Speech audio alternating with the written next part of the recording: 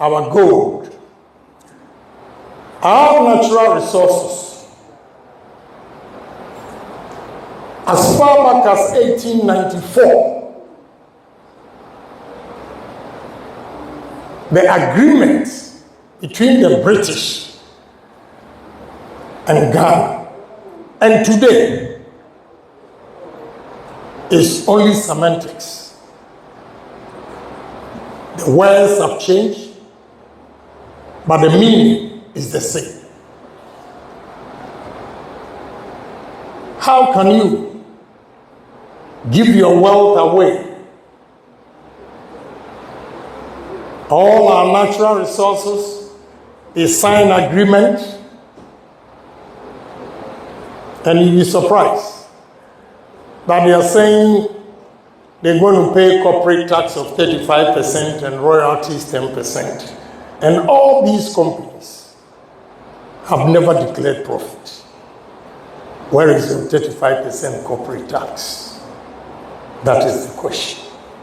And nobody has been bold to challenge this. I will challenge it.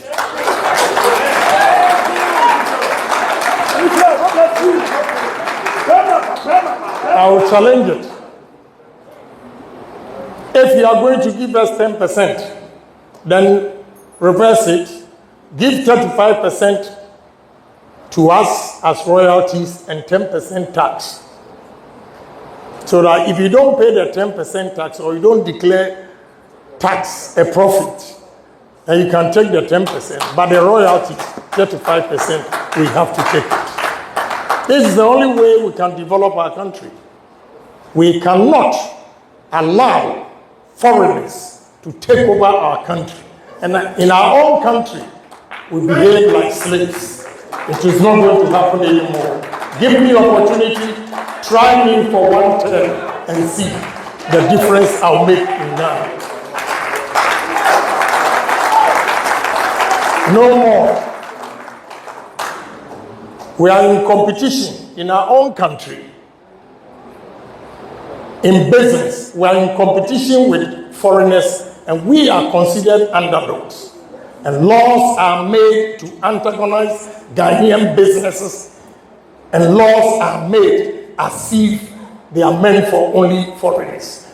This will change.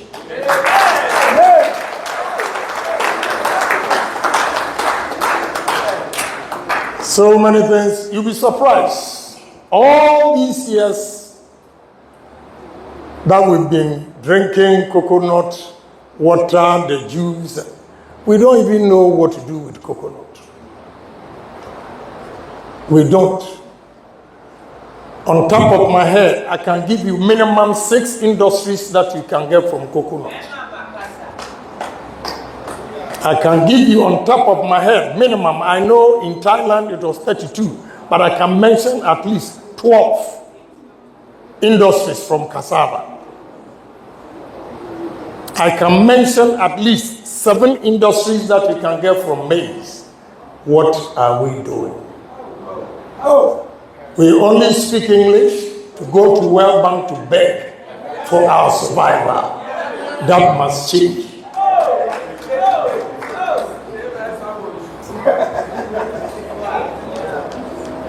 There are so many raw materials that we can add value.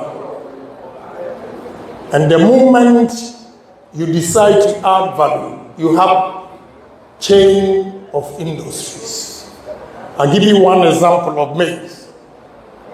Going around telling Ghanaians we can use corn to get oil, corn oil.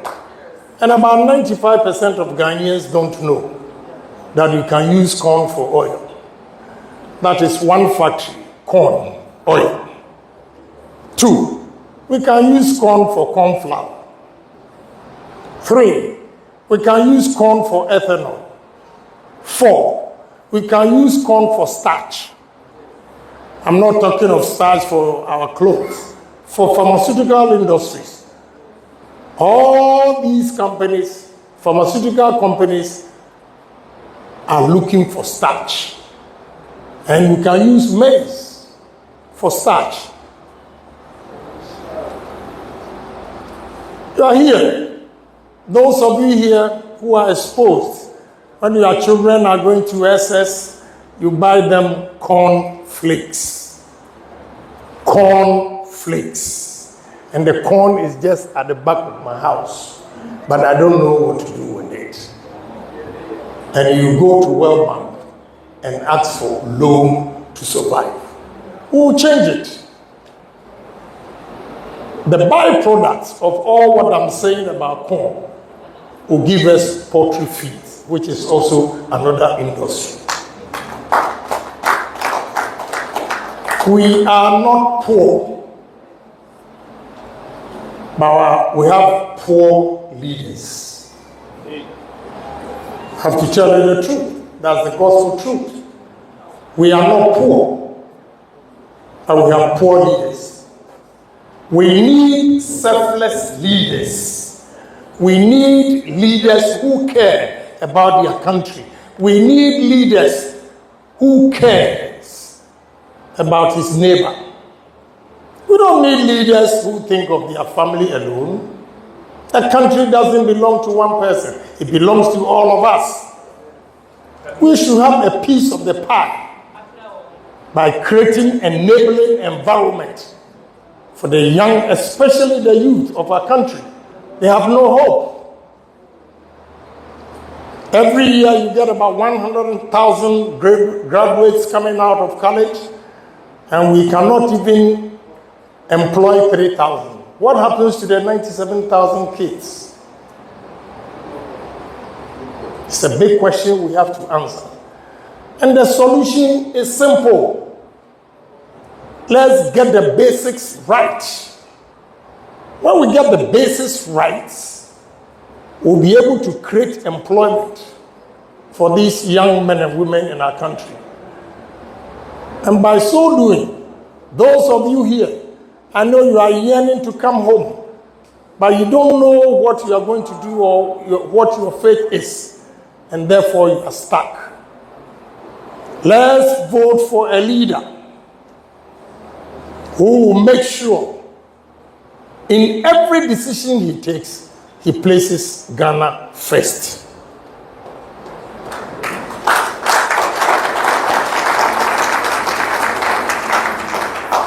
Without this positive attitude, loving our country, Ghana,